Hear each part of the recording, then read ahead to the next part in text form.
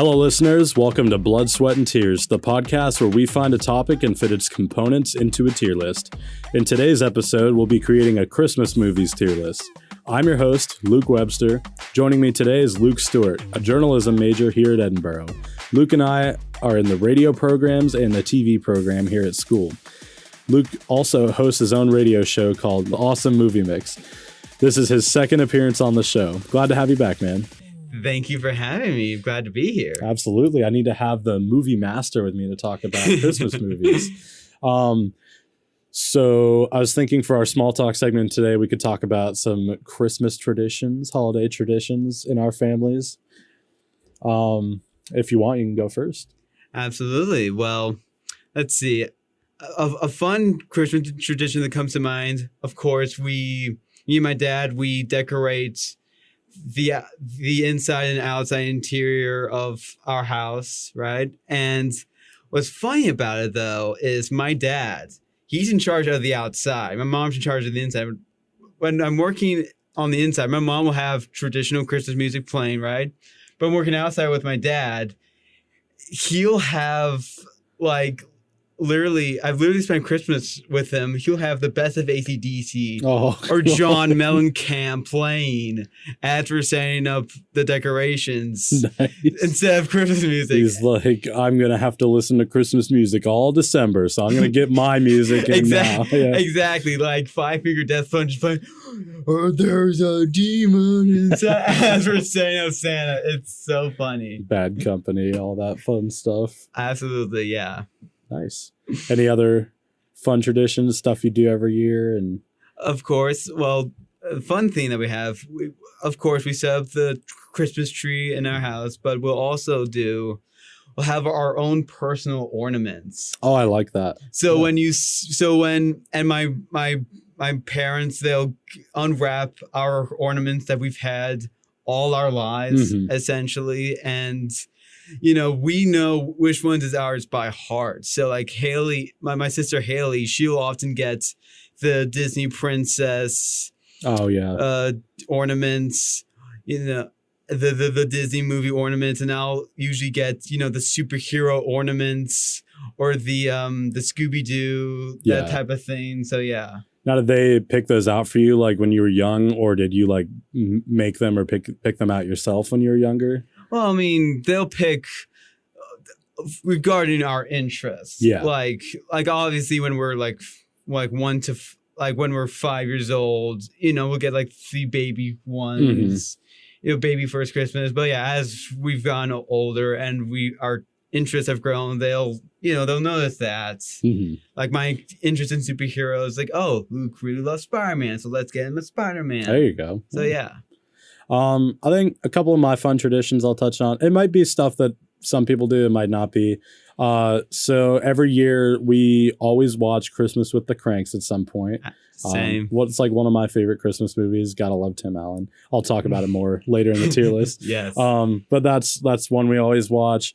And then, so I don't know if anyone else has ever done this, but on Christmas Eve, like all my life growing up, we would always get to have one present on Christmas Eve, my sister and I. We get to open one, and then Christmas morning, we'd open up the rest of them. So I don't know if anyone else has done that, or if you have. We do something similar. So on Christmas Eve, we'll celebrate, we'll have a party with extended family, and we'll open presents from... Me and my sister will open present from like my uncle, my grandpa and grandpa, and then Christmas morning we'll do presents from my parents, from each other, so that type of thing. Yeah, we usually travel to Pittsburgh every year to see my mom's side of the family around Pittsburgh. So around Christmas time, we'll make the 2.5 hour drive all the way up to Bethel Park and West Mifflin, all that fun area near Kennywood. And go hang out there for most of the day and then make that long drive back. It's always the best if there's some snow falling and just driving through the snow at night, driving back home. It's a very magical moment as a child. Really? Yeah. That's so awesome. Yeah. Well, I guess that wraps up the small talk segment. We can get into our Christmas movie tier list on here. Our for you listeners at home, our tier list is ranked from S, which is the best, and then we have A, B, C, D, and F, which is the worst, and then we have a never watched. And I guess there's a few between the two of us that we've never seen. So I think it's in alphabetical order. Yeah. So we'll start off with Jim Carrey's animated A Christmas Carol. I really like this movie. One, because of how, again, it's a Disney movie. Mm-hmm. You don't expect it to be creepy. Oh, yeah. But then you watch and you're like, what the heck is happening? Yeah. And like the animation style is just a little disturbing, especially because Scrooge is kind of like a ratty old man. And, you know, he's not the prettiest looking face. So it kind of takes you for a little bit of a spin. But I appreciate it, though, because, I mean, it's a story you've seen dozens of times in other movies and shows. But I think it's because of the animation style, it really sets it apart from the others. And as well as the creepy atmosphere. And, I mean, depending on what you prefer, that may upset people, but I actually like it. Yeah. So. Well, and especially just that it's Jim Carrey. Like, you gotta love Jim Carrey, especially around Christmas time. Oh, absolutely. So, I mean, this is like a solid movie. Yeah, I wouldn't put this in S. I wouldn't either, but definitely up there. Would you put in A or B? I was thinking probably more B, just because it's not very iconic. I feel like there's movies that people will watch every year. Like, you'll always see this movie being played around Christmas time for other ones. I agree. So I think B is fair. Yeah, B. Okay. And next we have a it's controversial for a lot of people. It's a Christmas story about Ralphie and his Red Ryder BB gun. A lot of people hate this movie. A lot of people love it. Or some people, it's just like, you may not like it, but you watch it every year because it's tradition. I like A Christmas Story. It takes me back to my childhood. We watch it every year. And sure, it's kind of some dry humor, dull in some places, but there's the parts that always make you laugh, and just like the iconic parts of the movie, the leg lamp, the BB gun. You got Scott Farkas, you got Flick licking the telephone pole or whatever, getting stuck to it. You got the Easter Bunny suit. You got ho ho ho. Yes. Shoot your eye out, kid. Oh my God. I totally agree with you. And I feel like the reason why some people hate is because of the over marketing it has. Yeah, it's definitely gets like overplayed, and like there's a channel that plays it for 24 hours straight, like when Christmas comes. Yeah, same with Elf. But I mean, even though it is overplayed, I still love it. I love it. I'll watch it every time. And I personally really love this movie because I really relate to the character Ralph. Because literally my favorite moments in the film is when he has his fantasies. Oh my gosh, yeah. Like he imagines himself as a hero. He's shooting all the criminals, and I mean that was literally me. Yeah, I love his wild imagination. I also like the soap poisoning bit as well. It was really good. I totally relate to Ralph, and even today I still relate to Ralph in regard, like, you build these things up bigger than what they're actually going to be. So. Yeah, the director made let me start over. The director did an awesome job creating the mind of a child, the wild imagination of a child. Absolutely. And yeah, it's such a good movie, man. I just remember the other thing where he's about him writing the essay about wanting the Red Ryder BB gun, and he's imagining he's gonna get like an A+++++++, and the crowd is chanting. All the parents going, wait, what the heck? What in the world? Why is my kid getting? Or you'll shoot your eye. It's good. I think it's an A tier movie at least. Absolutely. I would go far as to put it in S, actually. You know what? I like it. I like it for S. Just it's such a tradition around the holiday time. Like, you gotta watch it. Yeah. Now, do we briefly want to talk about the sequel that's just come out? Oh yeah. I haven't seen it yet, but I haven't either. I really want to watch it. Maybe I'll try and watch it tonight. I really want to watch it too, because they actually have the kids coming back, and I feel like it's not going to be like another sequel cash grab. Yeah. Because the actor who plays Ralphie actually wrote it and produced it. Yeah. So I feel like there's actually going to be some heart and soul into this one. I think so as well. And it's like, So from my understanding, the plot is Ralphie as an adult, and he's trying to make the best, most perfect Christmas for his kids. And it's wholesome and it's funny. Got some callbacks to the original film. Of course. Yeah, I really want to watch it. Yeah, me too. What's our next one here? We got Charlie Brown Christmas. Man, this one makes me feel so nostalgic. Watching even like the Thanksgiving one and the Great Pumpkin. Mm-hmm. Gotta love Charlie Brown. You gotta love Charlie Brown. And I gotta say, Charlie Brown, like there's certain things that stays with me as an adult, like Scooby-Doo. Like I still watch Scooby-Doo. Charlie Brown, not so much. But even though I don't watch Charlie Brown anymore, I still remember it. You know, the memories of Charlie Brown still stay with me, and I look back on them fondly. So, and Charlie Brown Christmas, again, just as good. Like, I love that scene, that image where you just got that little tree with Snoopy and Charlie. Yeah, the gimpy tree that like falls over with the ornament on it.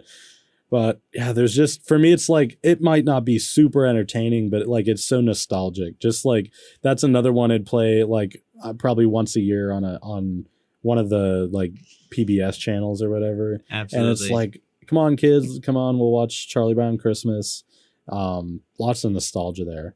But as far as it being like a really good film or anything or super entertaining, it's okay. It's probably like a B.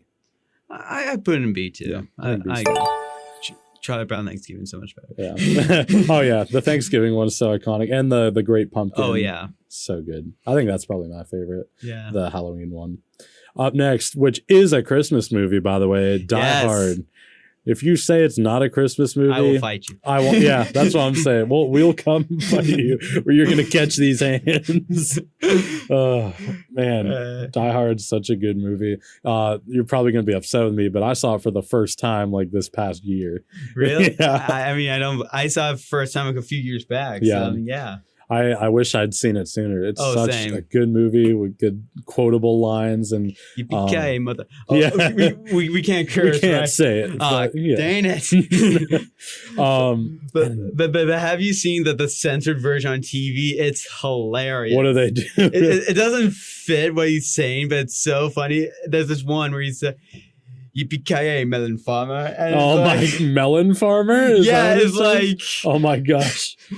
That's awesome. That's so it doesn't fit, but it's so hilarious either way. Oh man. I love the villain in this movie. I can't remember the actor's name. Alan Rickman. Yeah. He is fantastic. Love him. And I don't know if you've ever seen this Old West movie, Quigley Down Under. No, I haven't. He's the villain in that movie too. Mm-hmm. And gosh, he's such a good villain. And his accent, oh man, gotta love it. It's such a good movie. And for people who say it's not a Christmas movie, I disagree because it's about a man who's trying to, reconnect with his family. Yeah. Which is what Christmas is all about. And it's on Christmas. And if it were not a holiday, there would have been more police involved. And like half the reason he had to do everything alone because there was only one officer like out that night because it was on Christmas. So they were short-handed. Exactly. So like being on Christmas has a lot to do with the film.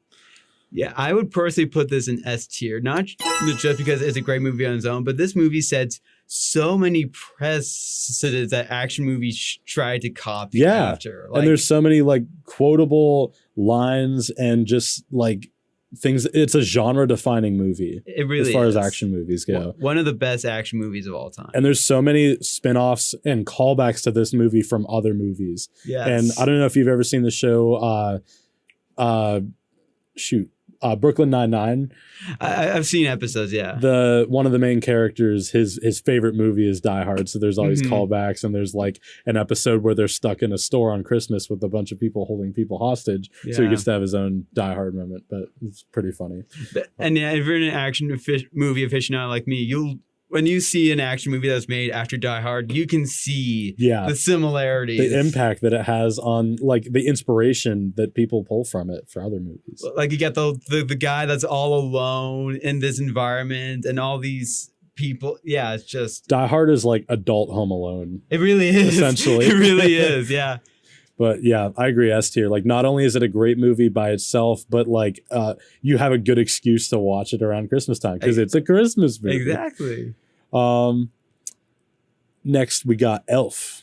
Love Elf. Love this movie. I mean, who doesn't like Elf, man? Besides the fact of like that it's kind of overplayed, like you gotta love the movie. It's so good.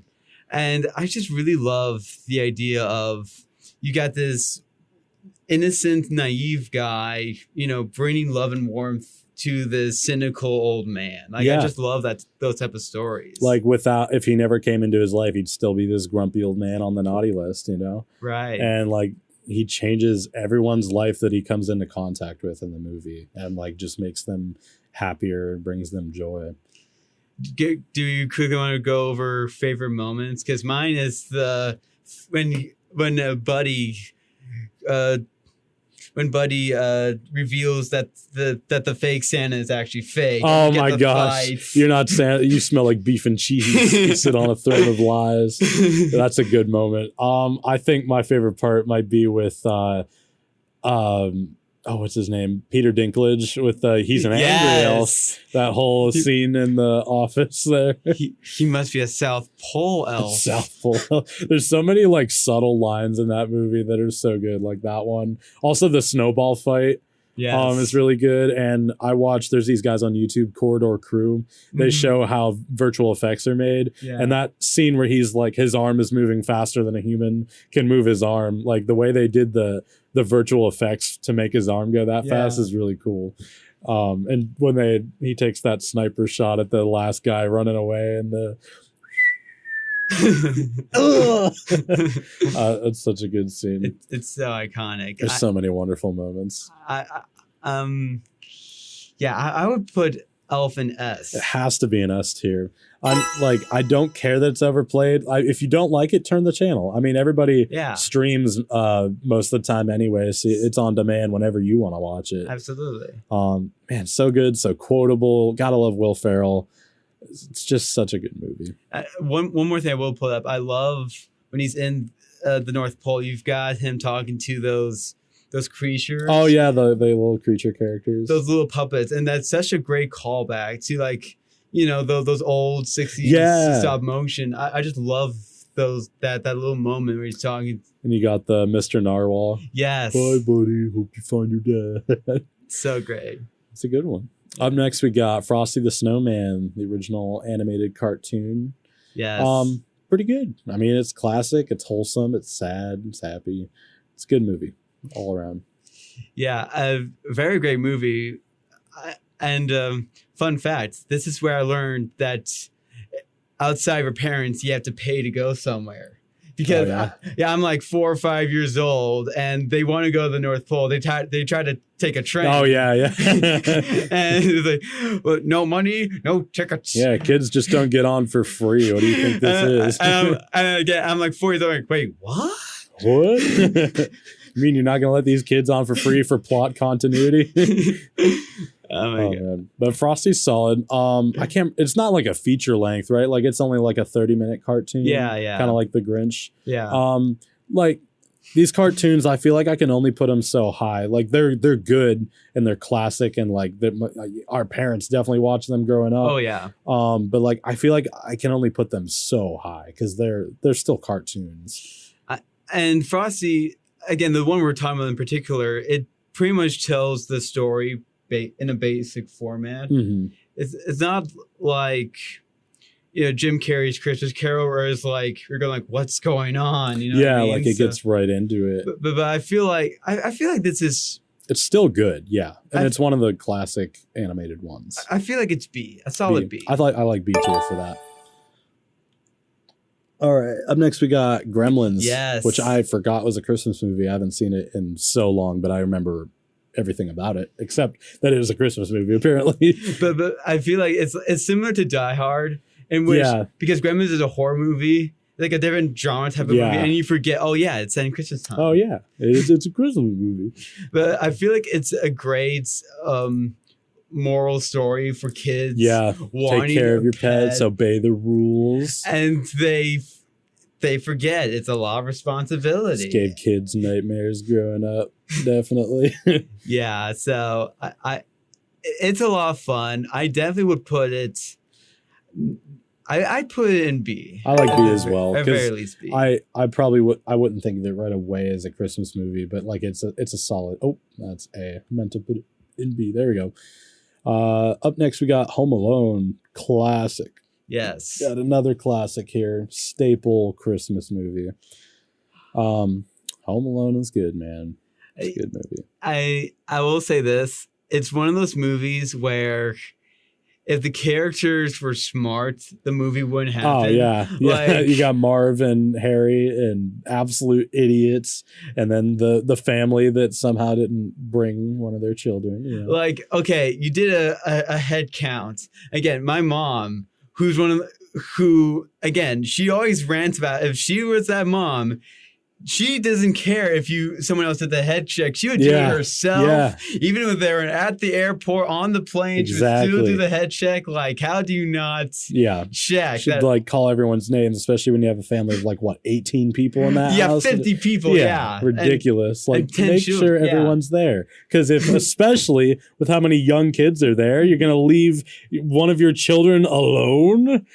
And then he almost gets... killed or kidnapped or whatever. Like, gosh. And even the actor who plays Kevin, he's like, why didn't you just call the cops? Honestly, yeah. Like that would be exactly what would happen. And then the cops end up knocking on their door, but he's scared for whatever reason. And he's like, well, there doesn't seem to be a kid here. And yeah. But good movie, nostalgic, classic. This is another one you're gonna see every year around Christmas time. Yeah, I love it. It's a great movie. I would put it. I would put an S. I like S as well. It's just your classic staple Christmas movie that everybody's gonna watch every year. And actually, I feel like. Can we put Frosty the Snowman real quick in A? Because I think A is fair. I mean, I feel like A should be for like Christmas staples. Yeah. You know what like I mean? That's a classic one. Some of these other ones, like you might not see every year. Yeah. But yeah, I like that. Yeah. Frosty in A tier. So we'll make that switch. Home Alone 2. I think it's just as good as the first one. Some people like it better than the first one. I'm actually one of those people. I really love the different setting. Yeah. And I love the hotel when he's in the hotel. Dude. I love the people, the staff. They are so hilarious. Gosh, yeah. And the one butler dude that's super stuck up and tries to get and he's like, here's some gum. Gives him a piece of gum, yeah. And then he pulls out, what was it, the 50. He's like, wait. He's like, hold on, no, wait. Tip, please. And then just, dude, it satisfies all of your urges as a child of just like imagine if you got to stay in a hotel with like unlimited room service, ordering all that ice cream and stuff. And like this is so specific. But I love the part where he records on the tape recorder and slows it down and like asking for all those specific things about the hotel room, especially the little fridge with the key that unlocks it. Like I could definitely see like a kid his age or myself like wanting every specific thing, like wanting that little fridge with the key. Like that's just exactly what a child would do. Like it's so good. And I especially love the callbacks because when they're in the house and Kevin's doing the traps, one of them's like, wait, remember last year with the buckets? I'll get him. And they think they outsmart him. And then he brings out the giant, like, what was it, an anchor? Yeah. Like the thing that was like as wide as the stairwell and knocks him out. Yeah, the gags are so much funnier in this. Oh, yeah. Just the constant breaks, though. Even though his brains would be splattered on the page, you don't care. It's so funny. That's another thing that Corridor Channel is telling you about. They made like a rated R version of Home Alone where like every time they get hit, like they pretty much die in a very tragic, gore-filled death from all of these traps. And here's actually a fun fact, real quick. Me and my family, we went to California in the summertime. And we went to, I forget if it was Warner Brothers or Universal, but we went to this studio lot. And they showed us sets used in famous movies. And they showed the set for The Outside when Harry and Marv are outside of that building. Oh, really? Dude, that's so cool. Yeah, and I'm like, oh my God, that's so cool. And they talked about how because of, child actor rights. That's right. They can only film for a certain amount of time, and they couldn't film at night. Yeah. So they had to use these black tarps to make it look like nighttime. That's so cool. It's like 80, 90 degrees in summertime, and you got those actors. Harry and Marv, they're sweating in these winter clothes. That would suck. That's so cool that you got to see that in person, though. Like, see like a real movie set, like up close and in person. That is so cool. I loved it. I absolutely loved it. I've always been obsessed with movies being like, how do they do it? Yeah. I've always been obsessed with figuring out how they made a scene, how they shot it, what virtual effects they use to make the environment look the way it does. That's so cool. So if you want to know, Home Alone 2 scenes with Kevin were probably filmed at day when it was actually night. That's so cool. Home Alone 2, I feel like I probably got to put it right there with the original in S tier. Like I think it's equally as good. I would put it in S tier. Which is rare for a lot of sequels. It's usually not as good as the first. What we got next? The animated How the Grinch Stole Christmas. The old one, not the new one with Benedict Cumberbatch. I like this one. Oh man, we're gonna touch on that later. Yes. Actually, here, let me move that up because for whatever reason it was in a different part of the list. All right, there we go. The cartoon is good. Out of all the animated Christmas cartoons, this is my favorite one. Personally. Really? I don't know why. Just is. Yeah, I mean, I agree. I mean, I grew up reading Dr. Seuss. I grew up reading the book, and yeah, I love the short cartoon version. Yeah, and I really feel like this is. I mean, I love Jim Carrey's, but I feel like Boris Karloff, the actor who played Frankenstein in the original Frankenstein movie, I feel like his Grinch is the best. I mean, it's his is the most miserable and just angry. Like he's not really funny, like he's angry. He really is a Grinch. Yeah. So I feel like that's the most accurate Grinch sounding voice. So I would put it in S. S tier? Okay. I like it. I like it up there in S tier. Like, even though it's so short, it's such a classic. It is. It's like I said, that's my favorite of all the Christmas cartoons. Like I'll take that over Frosty. Yeah. And, over some of those stop motion ones. Up next is Jim Carrey's The Grinch. Now, this one is like near dear to my heart. This one is very important to me. This one I would also put in S tier, but what are you thinking for this one? It's one of those movies you love as a kid, but as you get older, again, I still love it, but you still notice some of the cracks. Yeah. Like for example, now mind you, The Grinch is a short story, and it worked for the cartoon. But then you've got a 2-hour movie, and you've got to extend the plot. You've got to make more plot lines in there because they make it more about Cindy Lou as well, and more. You got to go into his childhood and him going into the town. I do love the Holiday Cheermeister thing too, and they're making him trial the pudding and the chaff chair. You didn't tell me about the chaff chair. and you've also got Jim Carrey, and you can tell he does a great menacing voice, but you can tell there's certain parts where he has to be goofy for the kids. I love it so much just because Jim Carrey is one of my favorite actors. Like there's nobody like him. He's so good.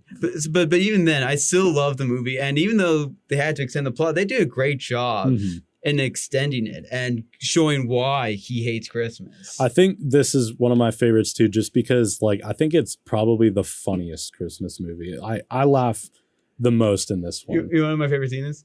When he ruined the Christmas festival and he's trying to get a cab. He's like, taxi, and the driver is like, it's because I'm green, isn't it? I also love the subtle line of when he. But it's one of those jokes that goes completely over your head as a kid. Yeah. But then you learn about life, the 60s and all that. And you're like, oh my God. Yeah. One of my favorite. There's a subtle line when he burns down the Christmas tree, and he's like, "Good luck with that." And then they're like, "Good thing we have a spare," and they have a whole spare Christmas tree and bring it in after he burned the other one down. Oh, and whenever there's the really tiny Who's with the little car, and he's like, "Excuse me, you might want to scooch over," and he gets on the tiny car. I love this movie. If it were up to me, it was S, but I understand your argument for A, and I'll put it in A. No, I actually would put it in S. I would put it in S.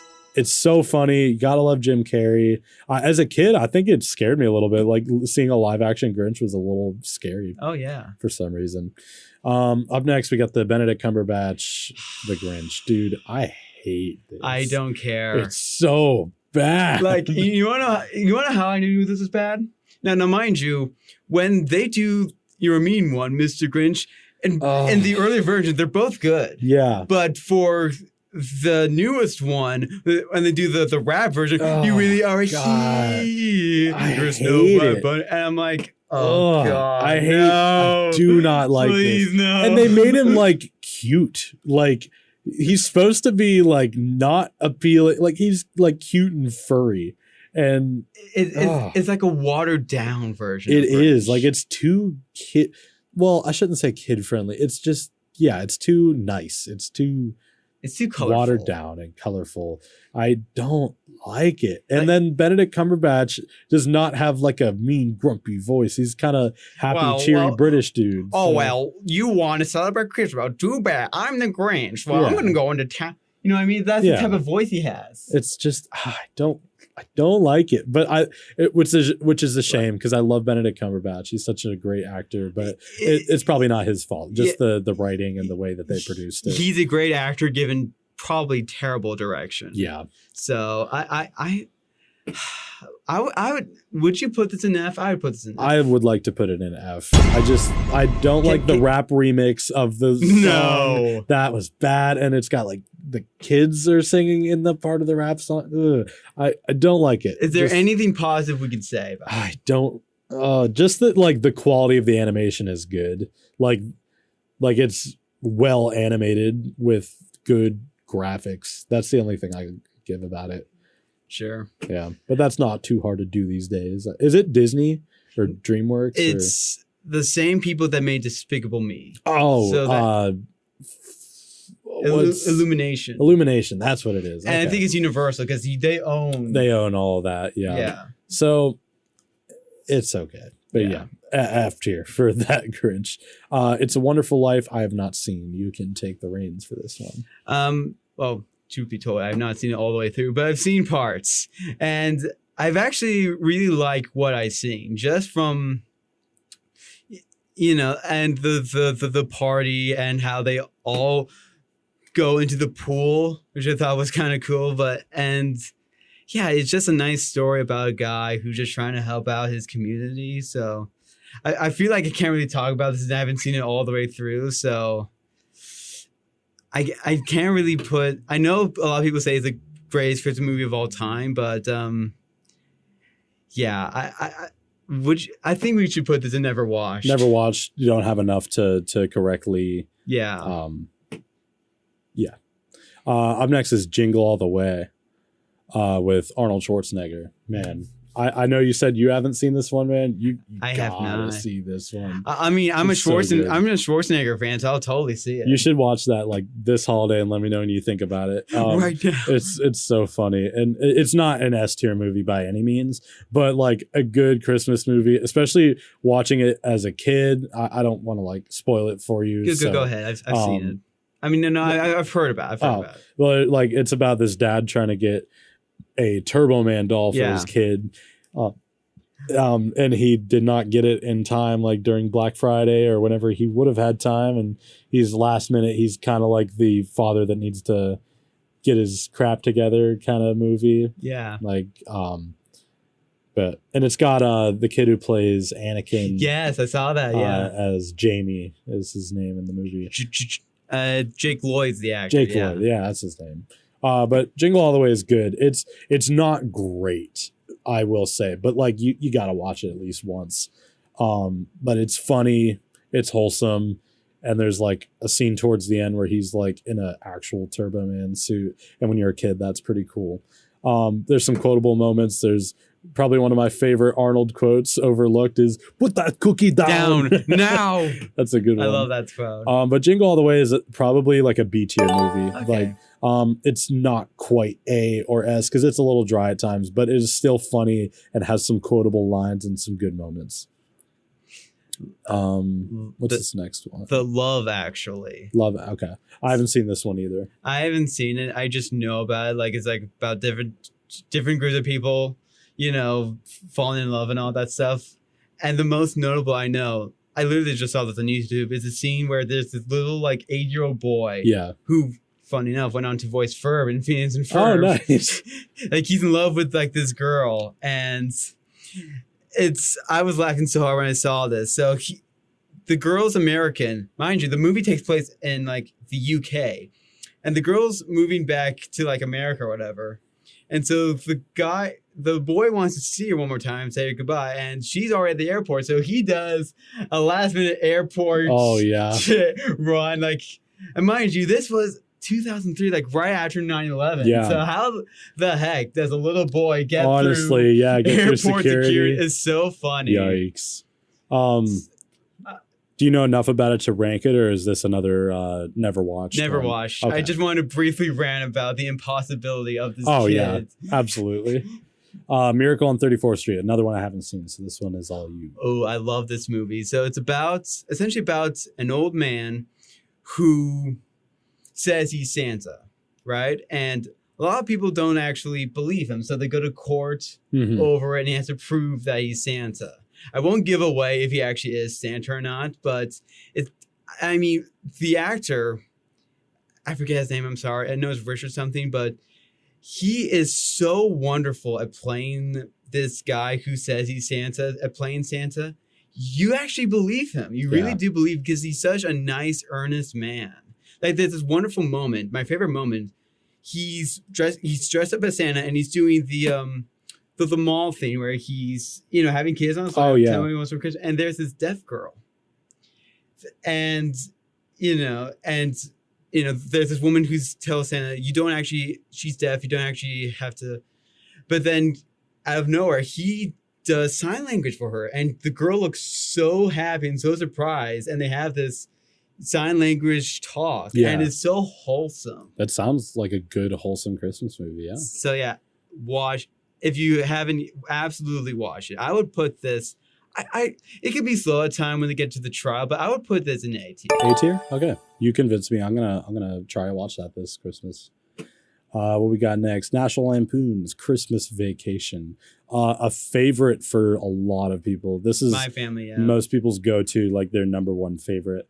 I never watched it growing up, just because like I was kind of too young for the crude humor. Yeah.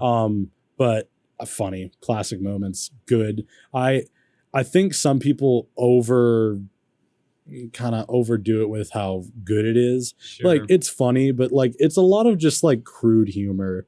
But I mean, it's still funny and a classic. And like I said, most people, this is their favorite or one of their favorites. Definitely one of my family favorites, because here's the thing, my like our neighbors, our friends, they would call my dad Clark Griswold, because he would be just like.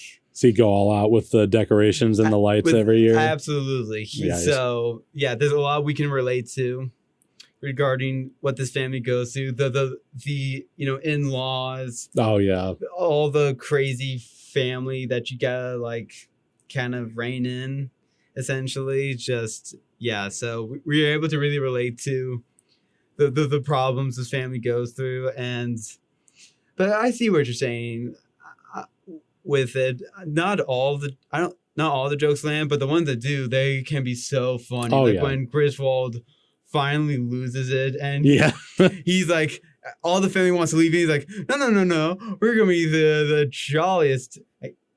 Just loses his mind, loses his temper. Yeah. Well, I get worse when the fresh shine. And then the Christmas light scene is classic, where he finally plugs it in, and it's like insane Christmas lights display. Yeah. But solid. I say probably around like the A or B range. Where are you thinking? I put this in A. I agree with you. I put this in A. Okay. I like it. Up next is the Polar Express. Yes. Dude, my parents, so I like this movie, but my parents like always hated it and almost like Really? refused to play it because like the animation is almost like that uncanny valley with like the soulless dead eyes. It's the same animation company that made Jim Carrey's Christmas Carol, so that's why. Oh, that is so cool. I actually didn't know that. Yeah. Oh, did you know that like almost the entire movie is Played Tom by Hanks? yeah. I learned that like this past year. So like obviously the conductor is the one that everyone's like, oh yeah, that's Tom Hanks. He's also, I believe he's the boy. Yeah, I don't think he voices, but yeah, he does the animation. Oh yeah, the the stop motion capture. Yeah. He's also Santa. He might be the annoying kid, the yellow shirt kid. I don't know, but I know he's also that ghost on top of the train. Yep. He's a lot of characters in the movie, and I didn't know that. I thought he was just the conductor, and maybe I knew he was Santa, but like it was so cool finding out how much he was a part of that movie and all the motion capture stuff. But Polar Express is good, and another nostalgic one. This is a one we watch every year. I'd say I really love this movie, and I love my favorite stuff, of course, is when they're on the actual train. Yeah, I feel like when we get to the North Pole, it starts to damper a little bit. Like it's kind of but like, it's like I don't still good. Like for I find the elves to be rather mean spirited. Yeah, like and they're kind of like not very friendly. Like get down, kid, let's go. Come on, it's almost like the in A Christmas Story where they go to the mall and all those elves are just like ready to get off the clock. Yeah, but that makes sense. They're workers. Yeah, and a crappy job. These are supposed to be Santa's elves. Yeah, they're supposed to be happy and cheerful and love Christmas, and they're kind of snarky and like impatient. but yeah, I love the interaction between the boy and the girl. Yeah, like that's what really makes this movie so good. Yeah, and if I'm correct, this is based off of like a book. Yeah, the Polar Express. But what makes this movie so special to me is where I went to elementary school, Mill Village Elementary, very small school of like 100 kids in the whole school. Yeah, kindergarten through 5th grade. But every year, like every other year, we would do a Polar Express day. Yeah, okay. So like they would in the gymnasium, I don't know why I didn't just say gym, but in the gym, they would set up like almost like this train car with like the rest of the gym being blocked off, and they'd play the movie in there.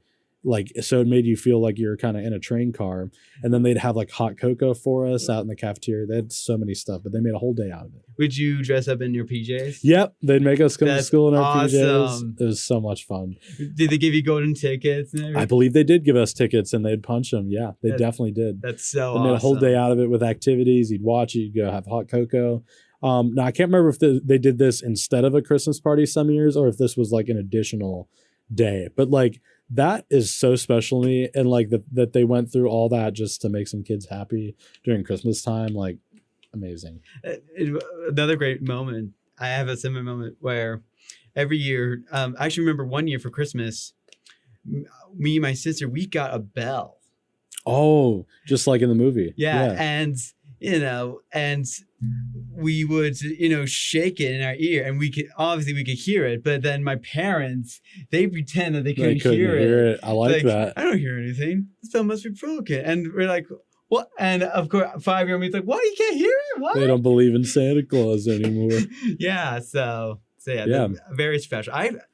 Even though it's like I want to put an S. But there are definitely some things that hold it back between like the uncanny valley, like it looks real and unreal at the same time. And then like there are some dry moments in the movie where it's not as exciting as the other. I think when they're on the train is the best part, like you said. I think I want to put an S, but I feel like this is an A movie. I like A. A is very solid. Okay. Planes, Trains, and Automobiles, which is more like a holiday movie, like around Thanksgiving. Yeah. But funny. You got Steve Martin and I can't remember his name. John Candy. Yeah, John Candy. Funny movie. Good. Lots of good callbacks. Like good stuff. I also just love because, mind you, this is from the 80s. There's some things you see in the movie that will never happen ever. Like, for example, you've got them on the bus. And everyone's singing songs with each other, right? Yeah.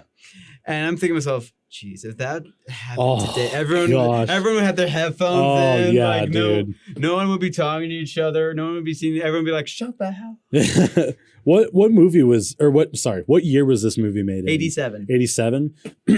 I love these older movies, and like you really feel like you're in the 80s. I mean, it is in the 80s, but you really feel like it. You see the old credit card machine when he stays at the one hotel where they slide the block over it. But I love this story of this guy who's just trying to get back to his family, a busy working dad trying to get back to his family, and he's losing his cool and he's trying so hard not to with this ridiculous guy. And I just remember that when they're on the plane, he takes his shoes off. He's like, my dogs are barking today, and he's got his stinky feet out on the plane. And I'm sure we've all met the people like, oh, I'll be quiet for you. Just relax. And he goes on talking and talking. We've all met those people. Yeah. Is this also that one scene where they're like totally frozen in the car? Yes. Yeah, that one scene is also really funny. And what the officer pulls him over, like, the only thing that works in this car is the stereo, and all that fun stuff.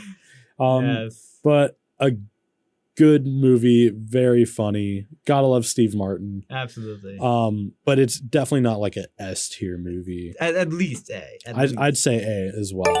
And fun fact, this movie was originally supposed to get PG, but because they got that one scene where Steve Martin throws like 10 different F-bombs. Yeah. it got an R, just that one scene. Honestly, like I wish it was, because more kids could enjoy it, but I guess parents just hit the mute button for that little rant right there. Mommy, what did he say? He says he wants he's talking about how he's on the naughty list, and he's very upset that he's not getting any Christmas presents this year. He wants a stinking car with stinking car keys, and he wants it stinking now. That's what he's saying, kids. Nothing else. We'll tell you when you're older. Up next, we got the stop motion Rudolph the Red-Nosed Reindeer. Classic, man. I know, like, my parents definitely watch this all the time growing up, Christmas time. Yeah, this is pretty much like Frosty, where it gives you, what you expect from the song. And yeah, it does a pretty good, and it actually adds some additions that wasn't in the song, because mind you, a lot of these movies were based off the songs. Yeah, that's so true. Like, it adds something that Frosty didn't do is it adds stuff. Like, you got Dennis, the elf that wants to be a dentist. Oh yeah. You've got the Yukon Cornelius. Yes, and you got the abominable snowman. Like, some really great stuff that really didn't need to be there, but it's what makes this movie stand out. So for me, what like the thing that I can appreciate so much about these movies, do you know how much work goes into a stop motion movie? Like, I have respect for any stop motion creations, because just the amount of patience that it requires to make a movie. Like, I forget, it's like 2 seconds of film is like X amount of hours of work, which is insane to me. That's so crazy. Like, and it reminds me of like Shaun the Sheep. Remember that? Yeah, and Wallace and Gromit. And they're all like episodes. Yeah. So you've got like, it's like, how you even do that nonstop? I would not have the patience to do that. I wouldn't have it either. Just kudos to them. And this is a classic. Like, this just goes back, and this is so important to so many people, especially of older generations. Where would you put this? I like A or S for this. I would put it in A. I like A as well. And there's just so many likable characters. And then there's recently like a meme of when the main elf dude busts into the room. Why weren't you at elf practice? That's been a meme that's come up recently. I want to be a dentist. A dentist? And then I always loved Yukon Cornelius growing up. He digs his pickaxe in the scope. Nothing. No gold. Up next, we got Scrooge with Bill Murray. I don't think I've seen this one. I have. I actually literally just watched it for my show. Nice. For some songs. Brian Jews, we got some good songs. But yeah, it's essentially the Christmas Carol story where you've got this guy who's a grump. He's the owner of this TV station. And the owner of that station, who used to run it, comes back to haunt him and warns him, hey, you've got to set your life around. Don't live the selfish life that I did. And so it's essentially the same story as Christmas Carol. The problem is that the good things is the modern setting, which I actually like, that with it being set in 80s New York. Okay. So the setting's cool. The problem is the comedy, and this is a comedy. The humor does not work. So you've got Bill Murray. I don't know if it's his fault or the director's fault, but you know how in Ghostbusters he's really funny when he's doing these subtle, quiet moments. Like, good job, Ray. Good job. Yeah. Like he's subtle but really funny. That's not here at all. Is he trying like too hard to land like verbal jokes and like he's like really loud and really yelling, and apparently like he had a lot of issues with the director. Oh yeah. Who apparently hadn't done a comedy before. He's like telling him like do louder, and he's like, oh my god. So yeah, and it really shows because the humor is just not. You can see what they're trying to do, but it just doesn't hit you. Yeah, it's not until the last 5 minutes that's really good. With when he's given his speech, when he's changed his ways. He's given the speech on live TV, by the way. Mm-hmm. And he could be losing his job, but he goes on about the spirit of Christmas and all that. So not a good movie. I say it's worth checking out at least once. Okay.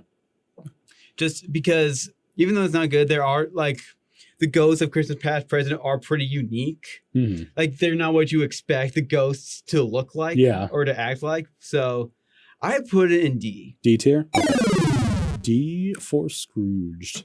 And then I already feel like Bill Murray is kind of like a low-key humor. Like he's not super funny, but like I said, like when he's subtle and when he's with other people, he's really funny. I would definitely have to agree with you there. What's this next one here? It's The Man Who Created Christmas. So it's about the author who made the Christmas Carol story. Oh, that's right. You were telling me about this one before we started it. I have not seen it. I just know the plots. We can put this in never watched.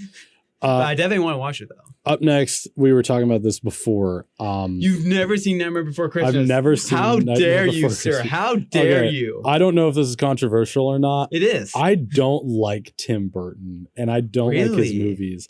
Like I don't like the creepy movies. They're disturbing. And is James and the Giant Peach, is that Tim Burton as well? I think it's produced. It's definitely produced by him, and it's made by the same director as Nightmare Before Christmas. Yeah. I think I watched James and the Giant Peach growing up, and it just freaked me out as a little kid. Yeah. And I've never liked anything Tim Burton. It's just disturbing, and I just not a fan. And I think he's just kind of like weird and got a weird, twisted mind. Well, that's the appeal of his movies, though. Yeah, I'll give you that. That's kind of the whole point, but it's just not for me. Like films like Nightmare Before Christmas and Beetlejuice, like they're the type of movies where they're those kid movies that have that bit of an edge. Yeah, like they're those movies that just barely slip by your parents. Like, should you really watch this? Yeah. So, and yeah, I mean, I'll just go on Nightmare Before Christmas. It's just such a great original idea of a guy. I'll give you that. And I mean, Jack's really just like us. He goes through the same routine every year and he feels like he needs something new. And he discovers this whole other holiday and he wants to jump on it. I mean, that's us. And the songs are so classic. I mean, and like I said, stop motion, like the amount of work. You gotta respect it. So I would put this in S, but if you feel differently. I'll let you have the reins because I haven't seen it, and I'll just let you be the voice for other people who have, and you probably feel the same way that most people would, so I'll let you put it wherever you want. I'd put it in S. S, okay. I actually feel good because we're like, 10 movies in, and we got a lot of good Christmas movies. Oh, yeah. We got, let's see. Yes. Oh, Santa Claus with Tim Allen. Tim Allen's Santa Claus, the first one, I actually really love. Like Tim Allen's Santa is my favorite Santa. Yeah, he's so wholesome, and especially with Tim Allen being like a voice of our childhood, the voice of Buzz Lightyear. And I don't know if you watched Home Improvement growing up. I never did, but I've also watched Last Man Standing. Oh yeah, that's a good one too. Santa Claus is a really good movie. I like it a lot, and I just love the idea that anyone can be Santa. Yeah, and that Santa's not perfect, but he Mhm. tries. Well, what an He's just original like us. idea of like that it has been different people over time, and it's like when he dies, you take his place when you put the coat on, and it's funny too, just like seeing his like body change and all those like weird things that keep happening to him. This is a good one. I Yeah, like it. I would put this. I think A. I don't know if it's quite S because I don't I know. would put it in A. I like A tier for this one. I'm gonna move the other two Santa Claus movies right after that, so and we can talk about them all in a row. So Santa Claus 2, where Charlie's in trouble, he has to go home and he has to find a wife. Yeah, that's the one. That's the one. Okay. This one's actually my favorite. The second one, you like it better than the first one? Yeah, this is my favorite of them all. So I like this one a lot too, and you add like the aspect of love into there too, and it like adds a whole nother layer to the movie. like I really love the dynamic between Scott and his son. Like that just really builds from the first, because in the first movie, Charlie's like the sweet little kid, like I love Santa. Yeah. And you see the kid's going through a lot. Yeah. Like his dad has the greatest job in the world. He can't Doesn't have time for his kid as much. Yeah, and he can't talk about it. He can't talk about his dad, what he does. So you just got this angry kid with a lot of pent up emotion. Is this also the one where they create the Santa clone to replace him while he's gone? The Santa Nazi. Yeah, that's what it is. Yeah. I think that even though I love this movie more, I think that's where the movie falters. Yeah. It's like, why would you create a Santa clone? Like, couldn't you, like, remember the first one? Bernard told him, get your affairs in order by Thanksgiving. I'll hold the fort here until you're ready. Yeah. Why couldn't you just do that? Why couldn't you have Bernard be in charge? Honestly, they just needed it for like a plot point. They just needed a villain to create the problem in the movie. So make the conflict. But yeah, I'm right there with you. I want to put it right there with the first. Or wait, did you want to put it higher or like in the same but higher, same tier higher? In my logically, it's a B, but in my heart, is an A. Okay, I like that. A tier. The third one, however, dude, I don't. It's a guilty pleasure. I mean, again, it's him. I just love this character. I love this Santa, and I love the world they're in. I love him bringing the family over to the North Pole. I love that, and you see the interaction between the family and the elves. Yeah, I do like that, and I think when I was a kid, I guess I was scared of everything as a kid, but like Jack Frost like freaked me out, dude. I think I had a nightmare. You know how he freezes the two parents or whatever? But that's what kind of makes him a good villain. Like you wouldn't expect him to be, but then he goes like, oh my God. Yeah, I think as a kid I had a nightmare that he froze my parents or something. But I mean, it was still a good one. It's not the best one out of the three. Where it falters, I think, when they go back in time, and he learns about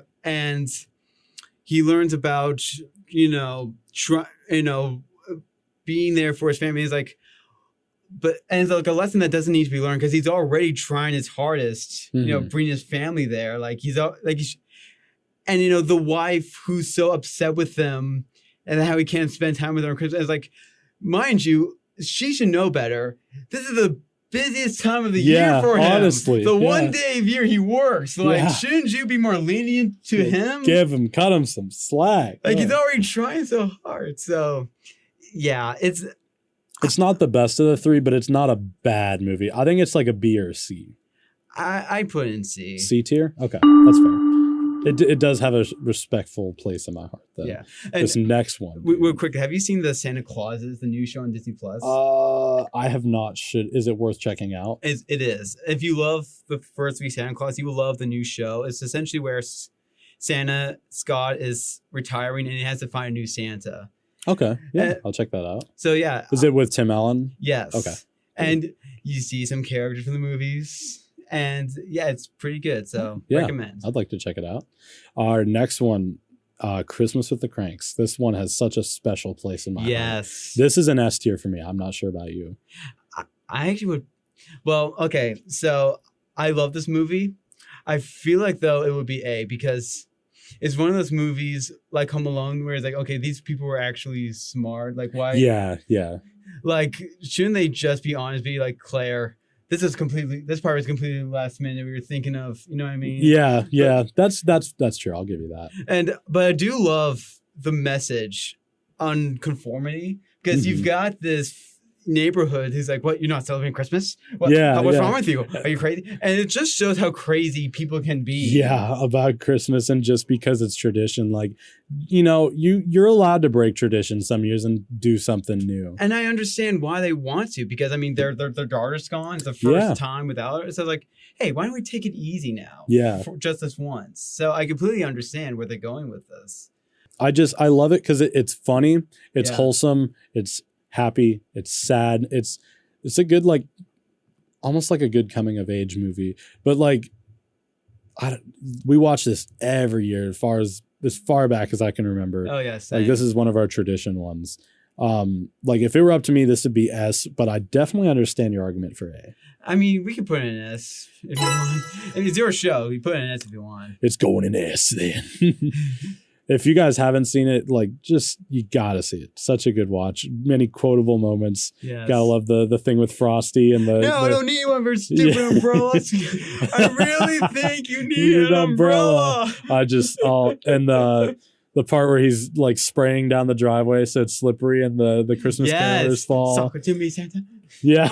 That's on the play. Oh, we had this list of songs we can't play, and that's one of them. I'm so upset about it. Also, like the hickory honey ham scene. Yes. That one's good too. And how there's that guy that shows up and no one knows who he is. and he turns out he's Santa at the end of the movie. Spoiler alert. Our next one here I haven't seen, 8 Crazy Nights. Notable for being one of the only Jewish movies. It's about Hanukkah. Yeah. You got Adam Sandler and weird animated movie. Oh yeah. But it has no reason to be animated whatsoever. But it's, if you've seen an Adam Sandler movie, it's pretty much the same.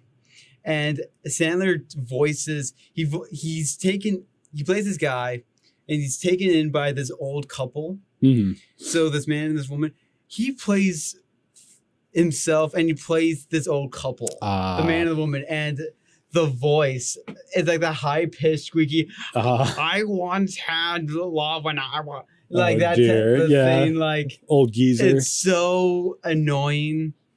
It's like, I mean, kudos, you're trying something different, trying to do a Hanukkah movie, but it's just.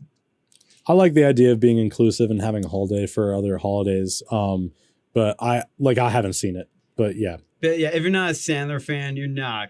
I don't see this. Yeah, I would put, just for the effort, I would put it in D tier. D tier? Okay. Yeah. Up next, we got Fred Claus, another one I have not seen. I actually really like this. So it's essentially about Santa's not well-known brother, Fred, who's kind of like the opposite. He's more cynical and mean-spirited. Total opposite. Yeah, and it brings some good conflict, some good chemistry between him and his brother. And I like the scene where Fred makes all the kids that should be naughty, puts them in nice. And Santa's upset about this. Like, why did you put that? Why did you do that? We don't have enough toys. And Fred's like, there are no naughty kids. Just because kids do something bad doesn't make them naughty. Yeah. Like, there's no naughty kids. Every kid should have a present on Christmas. And that's fair. And you see why? Because Fred relates to these kids who feel like they're, not seen or like not given enough attention. Mm-hmm. So the problem though comes with the comedy. Like, Fred's supposed to be the mean-spirited, but it can get a little too far, I feel. Yeah. And the elves, oh my. So, mind you, one of the elves is ludicrous. So you've got these tall people. That is awesome. And they like CG insert their face on a little person. Oh, CG no. And it looks, like, especially on ludicrous, it looks so bad. So who are the main 2 actors for this one? Vince Vaughn as Fred and Paul Giamatti as Santa. Great. I feel like an underrated Santa, by the way. I'll have to see that. I like Vince Vaughn. Yeah, Giamatti is great as Santa. So, but I'd put this in B. B tier? Like, it's not a masterpiece, but it's fun. So. And then we got the other 2 Home Alones. I don't know why they weren't grouped with the other 2 for whatever reason, but I don't know what his name is, but the kid, when they refused to use Kevin and they're using this new kid now, man, they're not as good. Oh yeah, well, for the third one, they wanted to use Kevin. They wanted to use the actor who's at that point like in his teens. I feel like I think at that point he said he retired, and he's like, "No, I'm not doing another one. Guys. Not doing another one of those. Just like hitting Harry and Marv on the head again." So they had to make a whole new set of criminals, a whole new family, a whole new kid. Mm. And this one's a guilty pleasure because I actually grew up on this. Yeah, it's one of those movies you grew up as a kid, but now like, okay, maybe this was not as good as I remember. No, that's fair. I mean, just like Christmas with the Cranks has a place in my heart. I'm sure this one has a good place in your heart, especially growing up with it, probably watching it every year. Like it just like because there's like 4 criminals, there's so much more pranks, and that's really the only reason to watch the movie is just for the pranks. Mm-hmm. And I mean, so and I love. Well, the parents are so stupid in this too. So they don't go on vacation. The kid's sick and he has to stay at home, right? All the parents go to work, right? Mm-hmm. And he calls the cops on the criminals. Nothing happens. You think after the second call they'd stay with the kid, but they keep leaving him alone. Gosh. So I put this in B. B tier? Okay. For 3 and 4? 4 too. So 4, they have Kevin, just not with the actor. Oh. Interesting. And the parents are split up.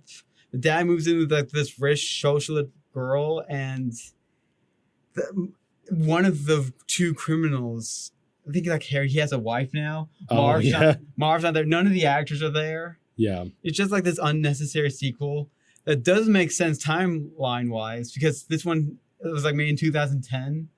So how is Kevin still a little kid? Yeah, at this point, doesn't make any sense. They're just trying too hard to make more money and get another sequel out. But I mean, this one's D. D tier. Tier. What's our next? Oh, is this unaccompanied minors? I haven't seen this one either. I have. This one's another guilty pleasure. You know it's not that good, but you love it anyway. So it's about these group of kids who are in an airport. And for whatever reason, they're separated from their family. Man, a lot of crappy stuff happens to kids on Christmas at an airport. Terrible parenting. Yeah, honestly. Neglected children. But yeah, so, and there's a snowstorm, right? So all the flights are delayed. The parents are separated from, the kids are separated from their parents. And so they group up and they decide to roam the airport. And they're supposed to be with these other group of kids. They're for some reason abandoned. Like this whole room of abandoned children with no parents. So many bad parents. Get your crap together, especially on the holidays. Come on. And yeah, but yeah, these 5 group of kids separate and they roam the airport when they're not supposed to. And this movie was made after 9/11. The worst airport security you will ever see in a movie. I wonder if they like filmed it before or something. No, it was filmed after. It was like you'd think at that point, like, gosh. Now, again, it's a plot that doesn't make sense. You've got terrible airport security, but what makes this movie good is the interaction between the kids. That's what makes this movie good. Like, I love seeing these kids together and the shenanigans they do. And the one kid, my favorite, there's this one kid who's like a fan of Aquaman. That's his favorite superhero. Like, out of all of them. And mind you, this movie was made before Aquaman was cool. Yeah. Before Jason Momoa. Yeah, he was the only reason that he's cool, honestly. So this kid was like the OG, like, I liked Aquaman before it was cool. Before Jason Momoa, yeah. So I would put this in B. B tier? Okay. Or C. Or B or C is fine. Wherever you want to put it, because I haven't seen it at all. I'd put this in B, just because. B tier? You convinced me. I'm going to have to watch that one. Yeah. I think this is Rudolph's Shiny New Year. I've never seen this one. The Island of Misfit Toys. I've seen Rudolph's Shiny New Year. I think that's what it's called, but it's not as good as the original. No. I do love Shiny New Year, though. That's a... Oh, wait. Oh, here. We'll put Rudolph's Shiny New Year in place. No. Oh, I think it was a different movie. I'm thinking of a different movie. Yeah, this one says Island of Misfit Toys, which neither of us have seen. Yeah, but I'm going to use it as a place marker for Shiny New Year. Oh, I love Shiny New Year because that's the one where Baby New Year goes missing and Rudolph has to find Baby New Year. Yeah, yeah. And then there's Vulture named Eon. That's right. I forgot so many details about the movie. I was remembering like the parts I didn't like as much. It's not as good as the first one, but I think it's still good. I put in B. B tier? Okay, that's fair. Santa Claus, stop motion. Santa Claus is coming to town. Now, this one I love. You haven't seen it. I have not. Well, it's essentially about the origin of Santa, how he came to be. Mm-hmm. And it's a really great origin story. And yeah, I feel like it's an underrated classic. You've got Santa who has and his first time giving toys to kids, and it's in this little town that's run by this basically Hitler guy, Burgermeister Meisterburger, who oh my goodness, who outlaws toys. Oh my god! And he has like these little Nazi soldiers who all look the same, and he puts all the toys and he burns all of them in like this town square in front of the children. What? It's just a great villain. What did they do to that man? What happened to him? He's like, I hate toys, and toys hate me. Jeez. So I put this in A. A tier? Okay. I think it's essential viewing. I'll have to check that one out. Snow Buddies, however. I've never seen this. Have you seen any of the Buddies movies? I've seen the one Space Buddies. Oh, man. Where they go up to space. Again, security has... Kids' movies have the worst security. They really how do. are dogs It's like the only reason the plot happens. Sneak on a military, on NASA spaceship. Yes, dude. All the Buddies movies are exactly the same. The Buddies get in some sort of trouble dealing with whatever holiday it's around. Butterball's going to have some sort of fart joke in there. Yeah. And then they're going to save whatever holiday they're on or whatever event they're in. And then their owners are going to come and rescue them, and they're going to learn a couple life lessons. Like one where they're in space, and it's in Halloween, they have to fight an evil sorcerer. They got the one where they're superheroes. Yeah. They got superpowers. Like, man, for these dogs, everything. They are dragging this franchise out. It's like the same humor as like the Alvin and the Chipmunks movies. Oh, yeah. And I know kids are going to like these janky movies with the talking animal movies. I mean, I love the first Alvin. I mean, but yeah, you grew up and you realize, wow, that was a lot of crap. Yeah, like these kids movies, like the live action talking animal movies, are like so always just not good. This is probably like a D or a. I'll give it a D for benefit of the doubt. The kids like it. I probably liked it as a kid. I love how the only one we have on F is Grinch. Grinch, yeah. Santa Muscles. I haven't seen this one. How about you? Oh, this is one of those. Santa with muscles. I haven't seen it, but I saw a review of it. And they show clips, and it's one of those movies that seems so bad, but so good. It's Hulk Hogan. Oh my gosh. And he plays like this con man who dresses up as Santa. Oh dear. And he has to fight these criminals. It's one of those movies that just has to be seen to be believed. Yeah. So let's just put it never watched. Definitely put it on your list this year. And then I believe, have you seen this one? The Ultimate Christmas Present, very briefly. Okay. Just put it never watched. Never watched. I think the last one that we're going to rank that we haven't seen is SpongeBob Christmas Movie. Classic. It is. Classic. Especially just like we grew up in the prime era of SpongeBob. Yes. Unfortunately, I wasn't allowed to watch it growing up, but I always found my way. I always find kids. Yeah. What is up with that? I'm one of the lucky ones. Honestly. And like, Mom, Dad, look how I turned out. I don't think I needed SpongeBob to be an idiot. I already am. I already am. I didn't need SpongeBob to be an idiot. Oh man. I wish I knew more about why, but it is what it is. But the plot itself, I think it's great. Oh yeah. SpongeBob learns about Christmas from Sandy, and he tries to celebrate Christmas, and you got Squidward, who's just a Scrooge. Yeah. And then, spoiler, Santa doesn't show up, and Squidward sees how upset SpongeBob is, and he dresses up as Santa and gives all his personal belongings to these people because he really doesn't have anything else. So it just gives them it's just one of those overlooked but so wholesome Christmas specials. It honestly is. And then you get all the funny SpongeBob humor in there as well. Yeah, so, and mind you, this was made still during prime time era. Yeah, so like it's appropriately appreciated. Anything that's come out like post 2013 is pretty bad as far as SpongeBob goes, or like 2012-ish. I would say like after you left elementary, like yeah. It was like they just did not come out with as good episodes anymore. But where do you want to put this? Like probably a tier or B tier? I'd say A tier. A tier. And the rest of these are going in the never watched. I suppose we could either just have them on the screen so everyone can see them all, or and meanwhile, do you want to briefly go over Christmas movies that aren't on the list? Oh yeah. You were telling me about, or no, we were talking about the Guardians Christmas holiday special that just came out. I liked it. It was good, and it's always fun to see Marvel characters and see Chris Pratt back on screen. It was pretty good. I liked it. I loved it too. I love seeing the Guardians go to Earth and go to Hollywood Square, which mind you, when we went there, we went to the Hollywood Walk of Fame where the Guardians go to. Yeah.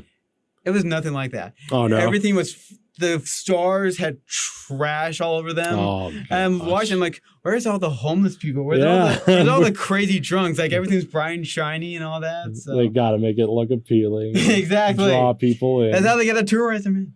How else are they gonna get them kids to go? But I would put Guardians. I'd put Guardians in A or B.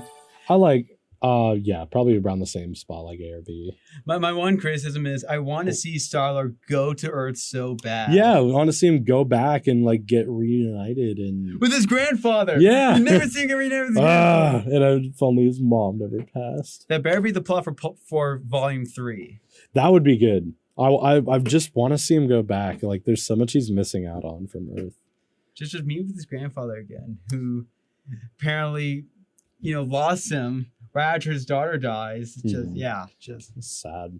And there might have been, isn't there a Goofy movie Christmas? Mickey's Once Upon a Christmas.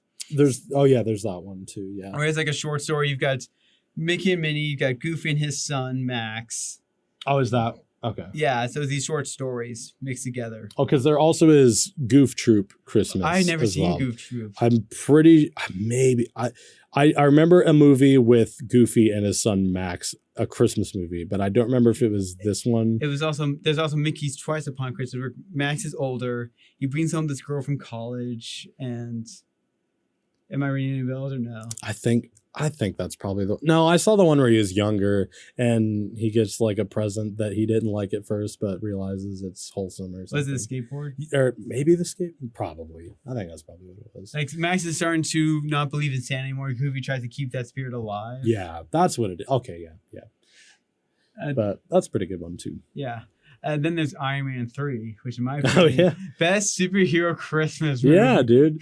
People hate Iron Man 3 a lot, and I don't get it. I like Iron Man 3. That's just because Mandarin's so different from what he is in the comics. Okay, yeah, that's a fair point. It's like, and mind you, Mandarin's like what Joker is to Batman. Like, that's his... Yeah. As a comic fan, I get that, but just for what it is, it's a really entertaining movie. I like it as a movie, and like I like it as a Christmas movie. It's a good, fun environment. Oh, also Hawkeye. Oh yeah, Hawkeye. That took place in Christmas. I should play something from Hawkeye. I forgot about that. There you go, dude. Hoping you get some stuff on your show. I liked Hawkeye a lot, and just the fact that it came out around Christmas time, and it's like a good Marvel, thing to watch around this time of year. Yeah, and you've got Kingpin coming back, which I love. Yeah. So yeah, and I mean, Hawkeye should have gotten his movie years ago. So I'm just glad that they're actually focusing on him.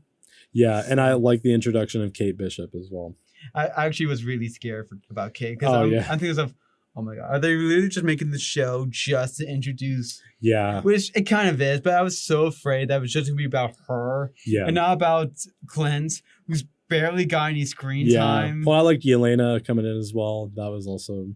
I actually could have done without her, but I like her, but I could see where you're coming from for sure. Like just focus on Hawkeye, please. Yeah, it's like the name of the show is literally Hawkeye. Like, please give him more screen time, please. But yeah, Hawkeye's another good one. That's about all I can think of. I've got one more. We've talked about a couple of Rudolph movies. Have you ever seen Rudolph? The Rudolph movie where he's dealing with the evil Ice Queen. I don't think I've seen that one. That's an underrated one. Check that out. You got John Goodman, who played Sully from Monsters, Inc. He plays Santa. That is so cool. And Whoopi Goldberg as the evil Ice Queen. That's cool. And she brings up the snowstorm. And that's why you need Rudolph. Yeah. For snow. That's funny. I think John Goodman also plays Santa. And you ever seen Futurama? No, I haven't seen Futurama. I think he plays the Santa robot as well. That's funny. Yeah. Oh, I got one more. I think that's actually maybe the worst Christmas movie. You want to hear it? Yeah. Love the Coopers. Love the Coopers. I haven't even heard of it. It's a more recent movie, and you've got John Goodman again. Yeah. He's like, it's got this family called the Coopers celebrating Christmas. It's just the worst one. Just not good. Like nothing good about it. No redeeming qualities. Like you've got all the different family members doing their own thing, and you just don't care about what they're going through. Yeah. You really don't. Soulless, heartless man. Like this one kid who's like our age, he's in love with this girl. There's one scene where he's crushing on her. Then by the end, he's dancing with her. And I'm like, wait, how did that come about? Yeah. Did we miss a couple scenes? Did I miss something? Did I fall asleep again? Yeah. The only redeeming thing about it is John Goodman and his relationship with his granddaughter. Yeah. And they're barely in the movie. I'm like, where's more? I guess to wrap it up, so that would be, is that your absolute worst Christmas movie? Like that you dislike the most? Actually, no, I take that back. That's second. The other Grinch is still pretty bad. Okay. And what would be your number one favorite? Absolute favorite? I have to do Santa Claus 2. Santa Claus 2? I know it's not perfect. No, that it's important to but you. I don't care. That's my go-to. And for me, I'd say worst probably that new Grinch, just because it makes me so upset that it's just very not who the Grinch is. Cringe. You really are he. Yeah, that song is enough just to put it in F tier. Just the song. That's enough for me. I'm doing songs from Christmas movies for the next couple of weeks. I refuse to play any songs from that movie. Absolutely not. I'm trying to think. My favorite is a toss-up between Cranks and live action Grinch. Elf is pretty good too. And A Christmas Story. Man, that's tough for my absolute. I'll go Cranks just because it's like we watched it every year. I understand the Jim Carrey Grinch. That's still a great movie. Yeah. I love Jim Carrey. It's because I'm green, isn't it? Because I'm green, isn't it? That's one of my favorite jokes. Fun. Oh, and that's it. I'm not going. Yeah. Well, I think that's probably gonna wrap it up. Pucker up, Whoville. Pucker up and kiss it, Whoville. Oh my gosh. I'm gonna probably go watch that today. I don't blame you. It's so good. Well, that's going to wrap up today's tier list. Remember, these are just our own opinions, so don't get too upset where we rank some of these movies. Let us know in the comments what your favorite and least favorite Christmas movies are, or if some of our takes were absolutely controversial and you disagree. Just make some conversation in the comments. I'll reply to as much of them as I can. Thanks again, Luke, for being on the show. Had a lot of fun. Thank you for having me. Yeah. Thanks again for tuning in to Blood, Sweat, and Tears, and we'll see you next week.